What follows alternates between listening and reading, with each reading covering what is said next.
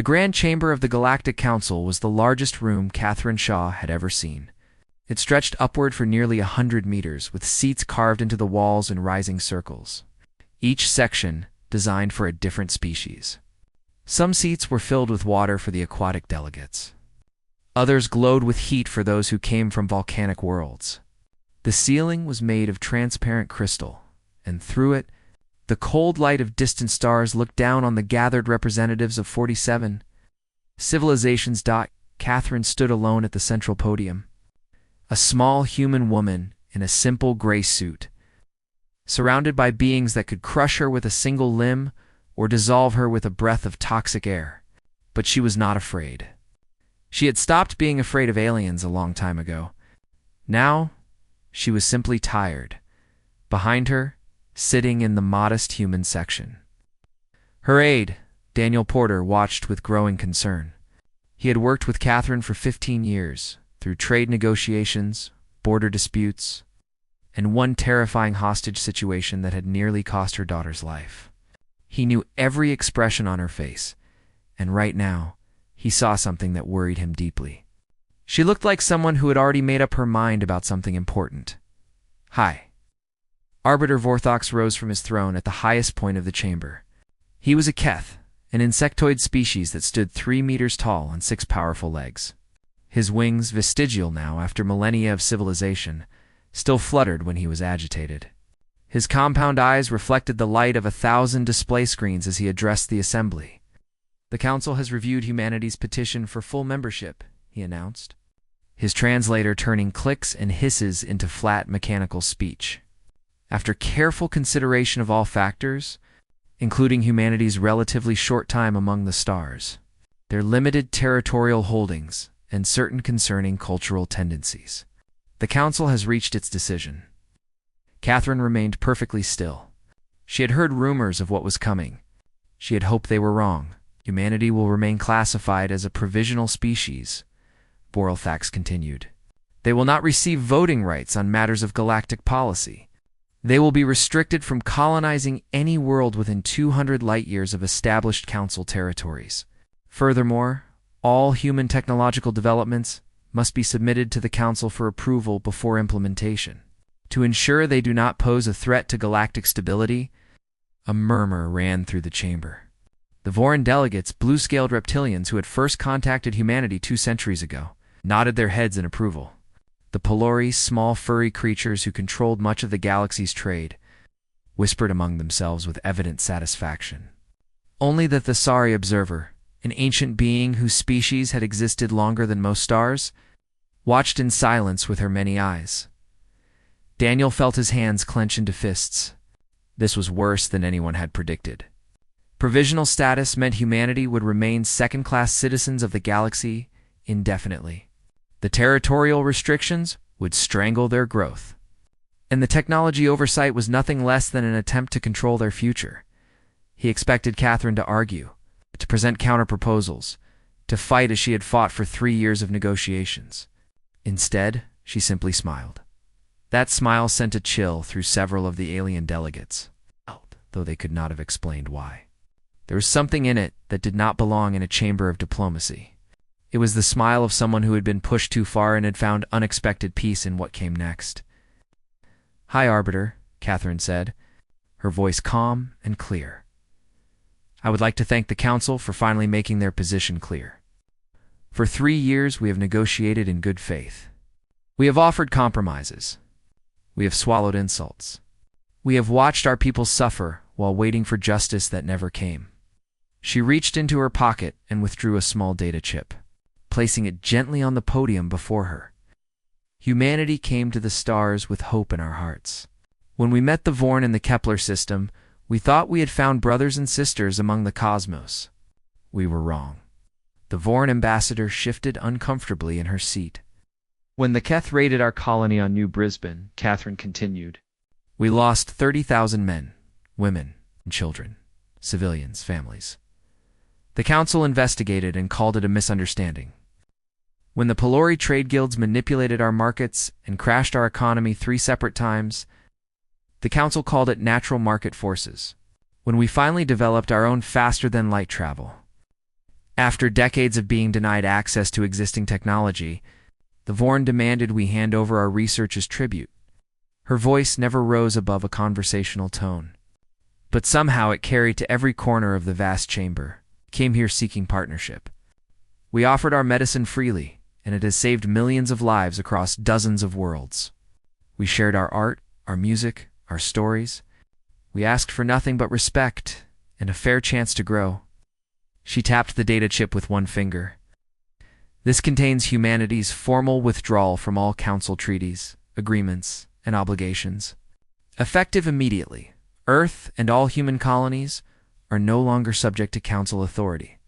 We will chart our own course among the stars. The chamber exploded into noise. Dozens of species shouted over each other, their translators creating a cacophony of overlapping voices. High Arbiter Voralthax slammed his forelimb against his throne, demanding order. You cannot simply leave, he declared, his wings now fully extended in agitation. The Council's authority extends across all known space. There is nowhere you can go that we cannot reach. This is not a negotiation. This is the natural order of the galaxy. Young species learn from their elders. They accept guidance. They earn their place over centuries, not decades. Catherine's smile did not waver. We are not asking for permission, she said. We are informing you of our decision. Humanity has spent 200 years asking, begging, and hoping. That time is over. And where will you go? Sneered the Vorn ambassador. Into the empty void. Into the dead spaces between galaxies? You cannot survive without the trade networks we control. You cannot defend yourselves against threats you do not yet understand. Catherine turned to look directly at the Vorn, and something in her gaze made the reptilian ambassador lean back in her seat. Oh, we survived ice ages that lasted 10,000 years. We survived plagues that killed half our population. We survived ourselves, which was perhaps the hardest challenge of all. We crawled out of the mud and taught ourselves to walk among the stars. She paused. Do not make the mistake of thinking we cannot survive without you. We have always been alone. We simply forgot that for a while. She stepped back from the podium, leaving the data chip behind. The door remains open, she said.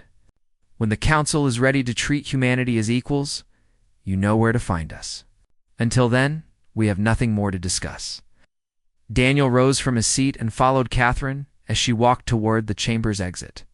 The shouts of outraged delegates filled the air behind them, but neither human looked back. In the observation section, the ancient Thessary watched them go, and if she had possessed a mouth capable of smiling, she would have smiled then. The door closed behind them with a soft hiss. In humanity's time, as supplicants came to an end, the emergency session began within an hour of Catherine Shaw's departure. High Arbiter Vorthax had never seen the Council move so quickly on anything. Species that had argued for decades over minor trade agreements were suddenly united in their confusion and concern. Ambassador Salith of the Vorn Collective stood at the center of the debate.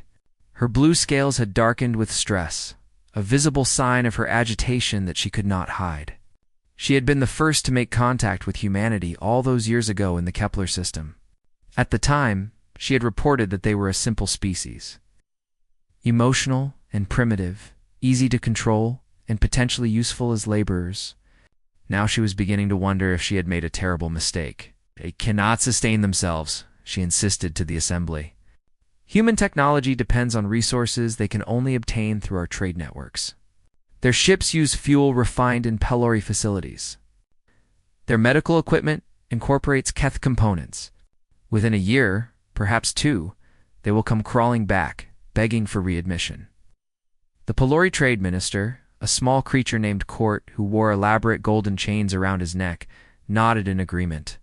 Our economic projections support this analysis. Human colonies are not self-sufficient. They will face shortages within months. When their people begin to starve, their pride will fade quickly. From her seat in the observation gallery, the Thessari elder known as Grandmother Whisper made a sound that might have been a sigh. Her species had watched the rise and fall of empires for 10,000 years, and she had seen this pattern before.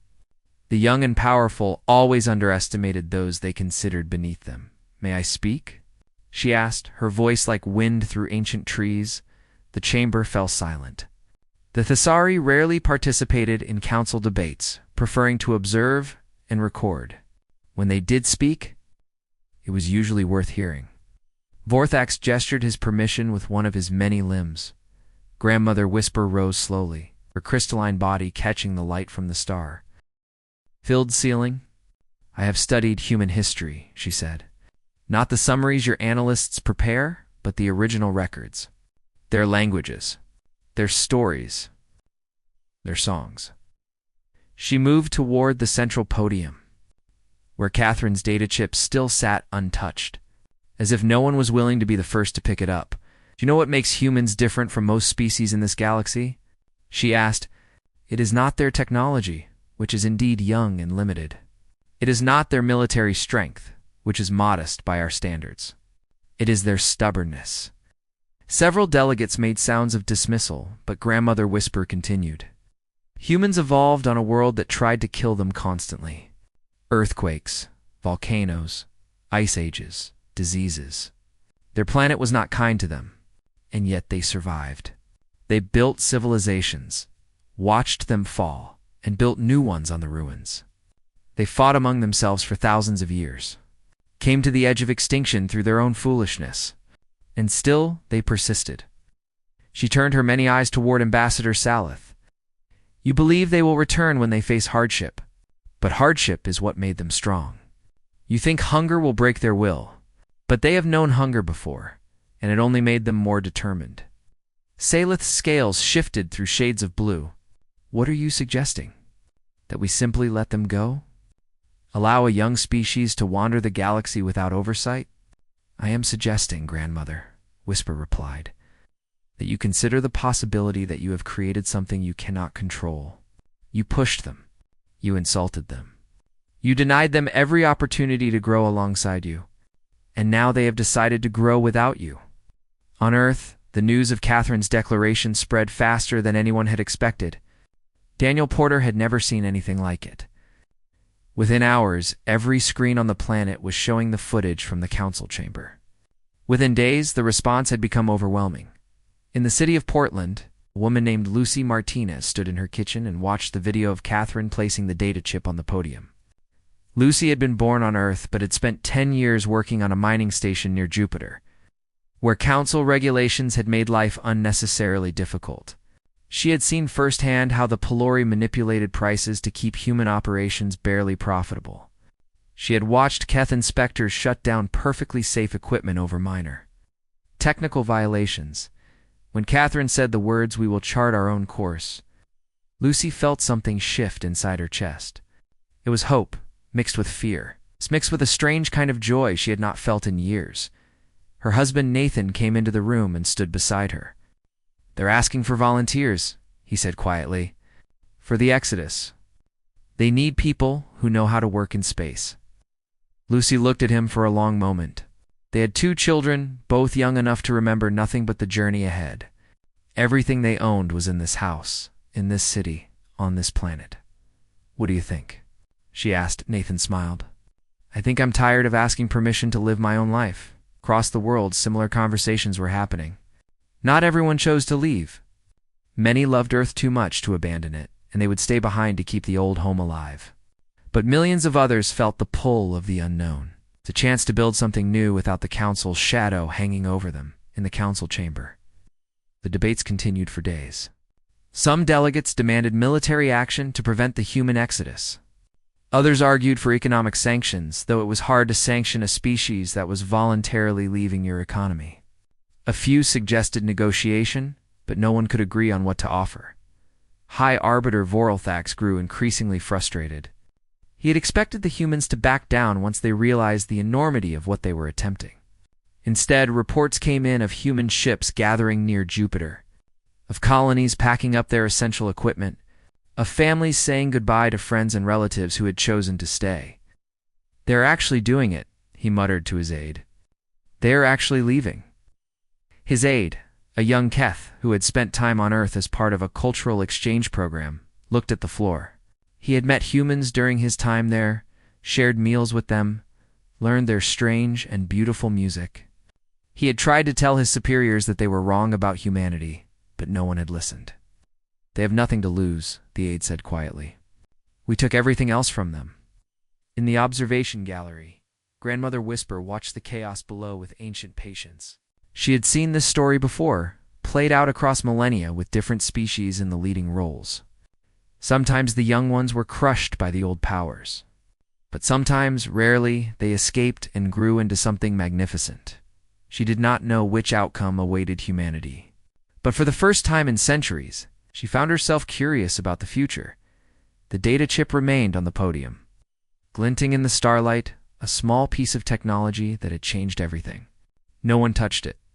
No one quite knew what to do, and far away in the darkness between worlds, human ships began to move.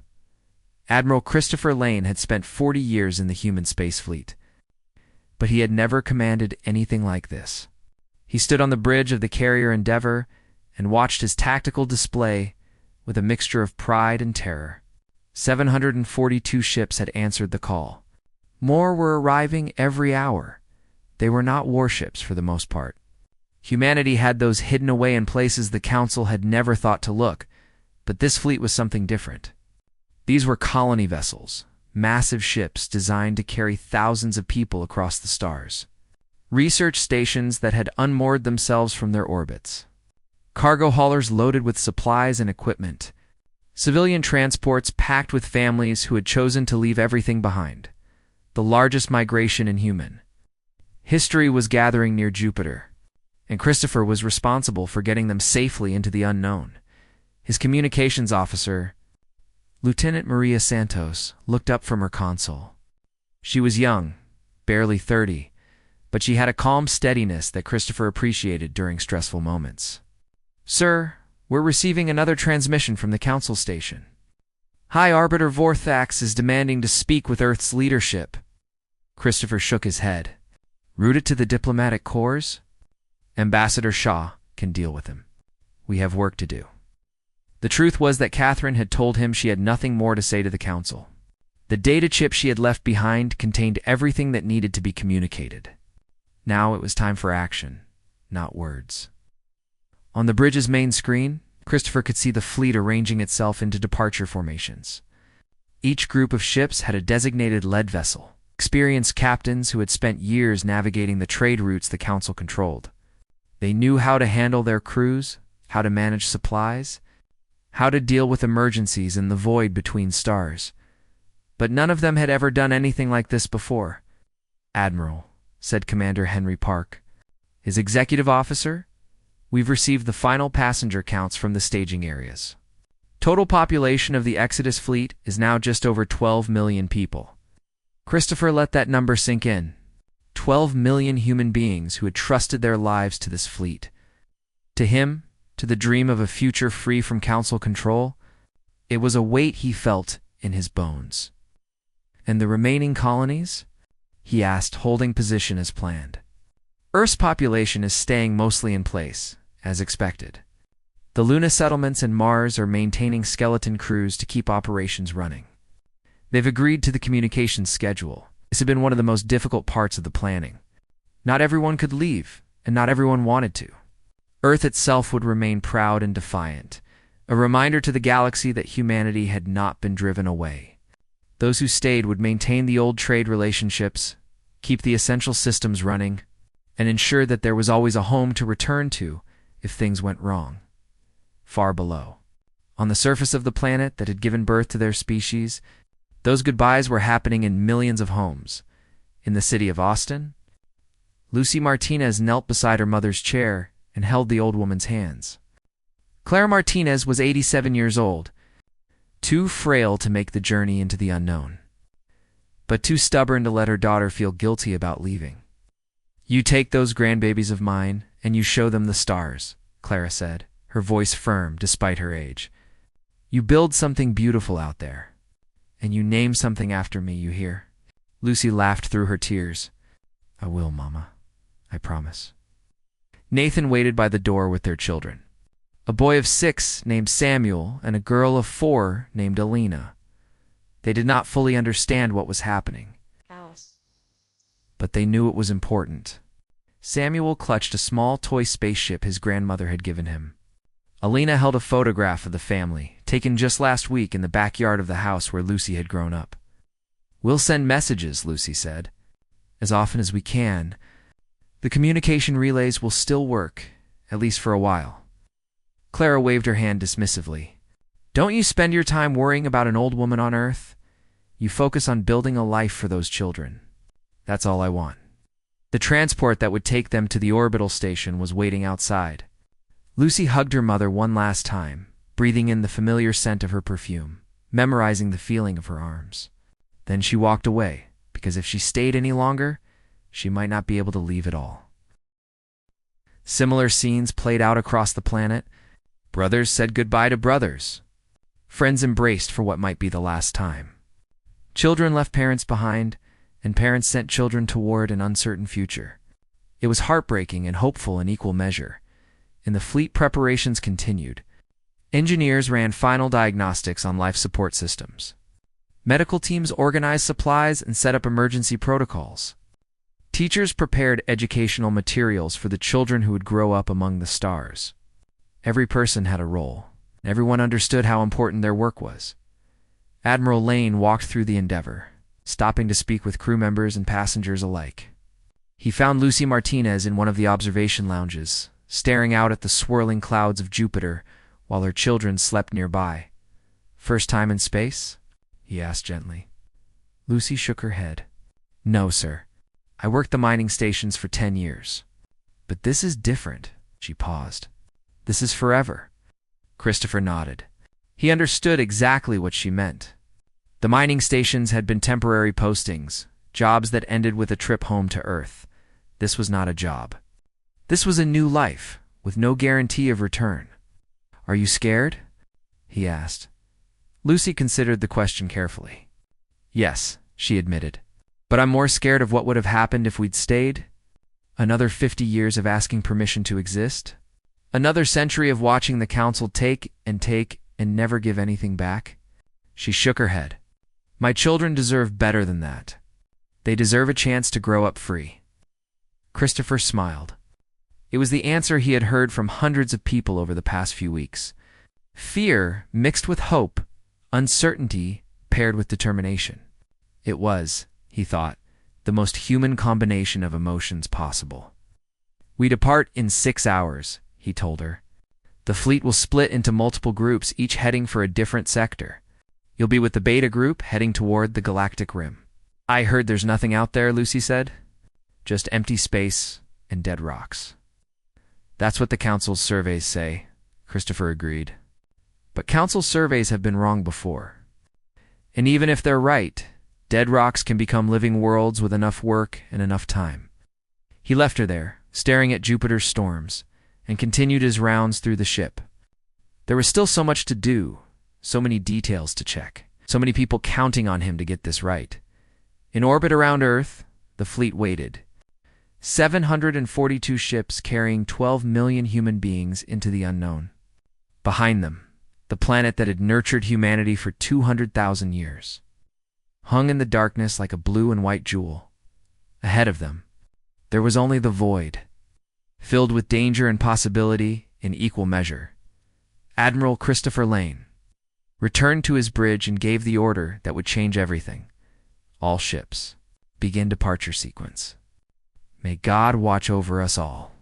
The engines of 700 ships ignited together, and humanity began its exodus into the stars. 6 months after humanity's departure, the Galactic Council chamber felt emptier than it had ever been. The seats that had once held human delegates remained vacant, their translation equipment powered down, their section of the Great Hall gathering dust that no one bothered to clean. "Hi, Arbiter." Voralthax called the emergency session to order, but his usual commanding presence seemed diminished. His wings hung limp against his back, and his compound eyes moved restlessly across the assembled delegates as if searching for answers that would not come. The economic reports were devastating. Trade Minister Court of the Pelori stood before the assembly, his golden chains clinking nervously as he shifted from foot to foot. The small, furry creature had always been confident in matters of commerce, but today his voice trembled. human medical technology, he began, which was previously shared freely as part of their membership obligations, is no longer available. We have attempted to reverse engineer their most critical treatments, but our scientists report that human biological research took fundamentally different approaches than our own. We cannot replicate their results. He paused, and when he continued, his voice was barely audible. The Pelori homeworld is experiencing an outbreak of respiratory disease. It is similar to a plague that appeared 30 years ago, which human doctors cured within weeks of being asked for help. Without their assistance, our medical teams estimate a mortality rate of 15% among our youngest generation. 15% of the Pelori's children. Millions of lives hanging in the balance because humanity had chosen to walk away. Ambassador Salith of the Vorn Collective rose to speak. Her blue scales had faded since the last assembly, taking on a grayish tinge that indicated long-term stress. She had spent the past months trying to track the human fleet, sending scouts into every sector where they might have gone. The results had been frustrating. We have located fragments of human activity in several systems, she reported. Abandoned relay stations, discarded supply containers, occasional communication bursts that we cannot decrypt. But the fleet itself is scattered. They traveled in at least 40 different directions, and each group seems to have split further as they moved. We cannot follow all of them. Orthox clicked his mandibles in frustration. Then follow some of them. Find their largest settlements. Apply pressure until they agree to negotiate. With what leverage? Salith demanded. They have left our territory entirely. They are beyond the reach of our trade networks, our political agreements, our laws. They took everything they needed to survive independently, and they have hidden themselves in regions we dismissed as worthless. This was perhaps the most bitter irony. For decades, Council surveys had mapped the galaxy and declared vast sections of it unfit for habitation. Too far from established routes, too poor in resources, too dangerous due to stellar phenomena or unexplored threats. These regions had been ignored, written off, forgotten. Now humanity was building a civilization in those forgotten spaces, and the Council had no idea where to look. In his private chambers after the session, Vorthax met with his closest advisors. The room was dark, lit only by the glow of data screens showing the latest intelligence reports. None of the news was good. The Keth military contracts are failing, reported as Chief of Operations. Human engineering consultants were involved in several major projects. We did not realize how dependent we had become on their expertise until they left. 3 weapons programs are now behind schedule, and 2 others have been abandoned entirely. How is that possible? Orthox demanded. We are the Keth. We have built warships for 10,000 years. His advisor shifted uncomfortably. The humans had different approaches to certain problems. Their solutions were often simpler, more elegant, less resource-intensive. We incorporated their methods without fully understanding them. Now we cannot continue without their guidance, and we cannot replicate what they did. This was the hidden truth that many Council species were beginning to confront. Humanity had been treated as a primitive species, useful for labor, but incapable of genuine contribution. Yet somehow, over 2 centuries, human ideas had spread through every sector of galactic civilization, like seeds carried on the wind. Human music played in restaurants on 100 worlds. Human literature had been translated into dozens of languages and was taught in alien universities. Human medical techniques had saved countless lives. Human engineering had solved problems that older species had struggled with for generations, and now it was all gone. In the observation gallery, Grandmother Whisper watched the chaos below with ancient patience. She had warned them years ago that they were making a mistake. She had told them that humanity was not like other young species, that their history of struggle and survival had forged something unique. No one had listened. Now, as the Council scrambled to address the growing crises, she felt a strange mixture of sadness and anticipation. Sadness because suffering was never pleasant to witness, even when it was deserved. Anticipation because she suspected the story was far from over. She made her way down to the central podium, where Catherine Shaw's data chip still rested. It had become almost sacred, this small piece of technology. Some delegates had suggested destroying it, but others refused, arguing that it was evidence of human treachery that should be preserved. In truth, no one wanted to be the one who finally picked it up. Grandmother Whisper lifted the chip with gentle care and examined it. Such a small thing, to cause such upheaval. They left a door open, she murmured to herself, remembering Catherine's final words. But doors do not stay open forever. She wondered how long the council would wait before finally admitting that they needed to walk through that door. Months, years, decades. The Thessery had long memories, and she knew that pride could make even the wisest beings foolish. On the Pelori homeworld, a young healer named Fen sat beside the bed of a dying child. The boy was only 4 years old, his small body racked with the coughing sickness that had swept through the population. Fen had tried every treatment available, but nothing worked. Once, he knew this would have been a simple cure. The humans had developed treatments for respiratory diseases that could heal the worst cases within days. Fen had studied their methods as part of his training, marveling at their elegant simplicity. But study was not the same as practice, and without human guidance, he could not make the treatments work. The boy's mother sat on the other side of the bed, holding her son's hand. She did not speak, but her eyes asked the question that haunted every Pelori parent these days. Why did you let them leave? Fen had no answer. He had not been involved in politics. He had simply assumed that the council knew best, that the humans were being managed appropriately, that everything was under control. Now, everything was falling apart, and children were dying. In the council chamber, the debates continued. Some delegates demanded military action, arguing that humanity must be forced to return. Others pointed out that they did not know where humanity had gone, and sending warships into unknown space was a recipe for disaster. A few suggested offering concessions, admitting that mistakes had been made. But they were shouted down by those who refused to show weakness. Vorthox listened to all of it with growing despair. He had been a High Arbiter for 30 years, guiding the council through dozens of crises. He had always found a solution, a compromise, a way forward. But this time, there was no solution to be found. Humanity was gone. They were not coming back. As the session ended, Grandmother Whisper approached the High Arbiter. He regarded her with wary respect, as all young species regarded the Thessery. "You have something to say?" he asked. "Only this," she replied. "The data chip contains more than just a declaration of withdrawal. Ambassador Shaw included an offer. If you read it carefully, you will see that the door remains open, but only if you are willing to walk through it as equals, not as masters." Vorthak's S-wings twitched. Equals. They are a primitive species.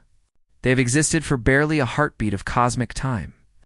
Grandmother Whisper made the sound that passed for laughter among her kind. Age does not equal wisdom, High Arbiter. The Keth have existed for 10,000 years, and yet you still cannot build a ship without human help. The Pelori have traded across the galaxy for millennia. And yet your children are dying from a disease humans cured decades ago. She turned to leave, then paused. Perhaps it is time to reconsider what primitive truly means. She left him standing alone in the empty chamber, surrounded by the echoes of a civilization that had just learned it was not as powerful as it believed. And somewhere in the darkness between stars, humanity was thriving. 3 years after the Exodus, Lucy Martinez stood on a hill overlooking a valley she had helped to build. The twin suns of this world, which the colonists had named New Hope, hung low on the horizon, painting the sky in shades of orange and purple that Earth had never known. The valley below was filled with life. Houses clustered around a central square where children played and adults gathered to share meals and stories. Fields of modified crops stretched toward the distant mountains, their amber stalks swaying in the warm breeze. A river wound through the settlement, providing water and power to the growing community. 3 years ago, this had been an empty rock circling an unremarkable star in a sector the council had dismissed as worthless. Now, it was home to 15,000 human beings, and more were arriving every month. Samuel, now 9 years old, came running up the hill to stand beside his mother. He had grown tall in the lower gravity of New Hope, and his skin had darkened from hours spent working in the alien sunshine. Alina followed close behind, her 8-year-old legs struggling to keep up with her brother. "Mom, the supply ship is coming," Samuel shouted. "Mr. Park said it might have mail from Earth." Lucy smiled and ruffled her son's hair. Communication with Earth was still possible, though the distances involved meant messages took months to arrive. Every supply ship brought news from the old home. Letters from relatives who had stayed behind. Updates on the quiet standoff between humanity and the Council. "Let's go see what they brought," she said. Taking Elena's hand, they walked down the hill together, joining the stream of colonists heading toward the landing field. The supply ship was a converted cargo hauler, one of the smaller vessels from the original fleet that now served as a lifeline between the scattered human settlements. Admiral Christopher Lane, who had retired from military service to help govern New Hope, stood near the landing pad with his hands clasped behind his back. His hair had gone completely white in the years since the Exodus, but his eyes were still sharp, and his presence still commanded respect. The ship touched down with a gentle hiss of decompression, and its cargo doors opened to reveal crates of supplies, equipment, and most precious of all, data cores containing messages from across the human diaspora. Lucy found the package addressed to her family and carried it back to their home, where Nathan was waiting with a meal prepared. They sat together as the twin suns set, reading the message from Clara Martinez, who had somehow survived another 3 years and was still as stubborn as ever. "She says the roses are blooming in the backyard," Lucy read aloud, her voice catching. "And Mrs. Patterson finally fixed that fence she's been complaining about for years." Nathan laughed. Some things never change, but some things had changed enormously. The message also contained news from Earth's diplomatic corps, and the news was significant. The Galactic Council had sent another delegation to Earth requesting formal negotiations. This was the third attempt in as many years, and this time, they were offering something unprecedented: full recognition of humanity as an equal species, with all the rights and privileges that entailed. Catherine Shaw, who had returned to Earth after overseeing the initial stages of the Exodus, had declined to meet with them. "Not yet," Lucy read from the diplomatic summary. "We have been building something precious in the darkness between stars. We will not risk it until we are certain the Council has truly changed." Words are easy. Actions take time. Admiral Lane had received a copy of the same message, and that evening he called a community gathering in the central square.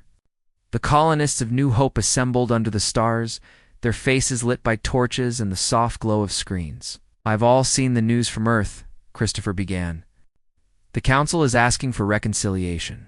They are offering everything we originally requested: equal status, territorial rights, technological freedom. Some of you may wonder why we do not simply accept and return to the fold." He paused, looking out over the crowd. He saw families who had sacrificed everything to be here. He saw children who had never known Earth except through stories. He saw a community that had built itself from nothing, through hard work and hope and stubborn determination. "I will tell you why," he continued. "Because what we have built here is worth more than anything the Council can offer. We did not leave because we wanted recognition. We left because we wanted freedom. And now we have it," the crowd murmured in agreement. "Earth will continue to negotiate on our behalf," Christopher said. "Ambassador Shaw knows what she is doing. But we will not return as subjects, grateful for scraps of approval. If we ever rejoin the galactic community, it will be as equals, walking in through the front door, not crawling in through the back." The applause that followed was not loud, but it was heartfelt. These people understood what they had accomplished. They had crossed the void, settled a new world, and built a life without asking permission from anyone, in the Council chamber, half a galaxy away. High Arbiter Vorthax received the news of Catherine Shaw's latest refusal with something approaching despair. 3 years of crises had humbled the once-proud Keth leader. The Pellery Plague had eventually burned itself out, but not before claiming 12% of their youngest generation. The Keth's military programs had been restructured at enormous cost. Trade networks that had operated smoothly for centuries now stuttered and failed. Without human participation, and still the humans would not return. Grandmother. Whisper found him standing at the great window of the chamber, staring out at the stars. She moved silently to stand beside him, her crystalline form reflecting the cold light of distant suns. "You are wondering how long this will continue," she said. It was not a question. Vorthok's S-wings sagged. "They have every right to refuse us. We treated them poorly. We dismissed their contributions. We pushed them away when we should have embraced them. And now they are building something magnificent without us, and we have no right to be part of it." "That is the first wise thing you have said in decades," Grandmother Whisper replied. Vorthok turned to look at her with his compound eyes. "What do we do now?" "You wait. You'll learn. You prove that you have changed, not through words, but through actions." She gestured toward the data chip that still rested on the central podium. It's now enclosed in a protective case like a museum artifact. Ambassador Shaw left the door open, but she made it clear that humanity would only walk through it when they were ready, not when you are ready. The choice is theirs now, not yours. And if they never choose to return, Grandmother Whisper made her laughing sound again, then you will have learned a valuable lesson about the consequences of arrogance. And humanity will have learned that they never needed you as much as you needed them. On New Hope, the celebrations continued late into the night. Samuel and Alina danced with the other children around a bonfire. Learning the songs that their parents had brought from Earth, Lucy sat with Nathan. Watching their children grow up free and happy on a world they had helped to build, the twin suns had long since set, and the unfamiliar stars of this sector filled the sky. Somewhere out there, dozens of other human settlements were doing the same thing, celebrating their survival and their success. Researchers were pushing the boundaries of science without council oversight. Artists were creating works that would endure for millennia. Families were raising children who would never know what it meant to ask permission to exist, and on Earth. Catherine Shaw sat in her garden and watched the sunset over a world that had given birth to humanity. She was older now, her hair streaked with gray, but her eyes still held the same determination that had carried her through the council chamber 3 years ago. A message arrived from New Hope. "From Admiral Lane?" he asked, as he always did. Whether she thought it was time to negotiate in earnest with the council, Catherine smiled and typed her reply. "Not yet." "Let them wait a little longer. Let them understand what they lost. And when they are truly ready to treat us as equals, we will know. Until then, we have a civilization to build." She sent the message and returned to watching the sunset. The stars were beginning to appear, and among them, hidden in the darkness, humanity was thriving. The door remained open, but only humanity would decide when it was time to walk through.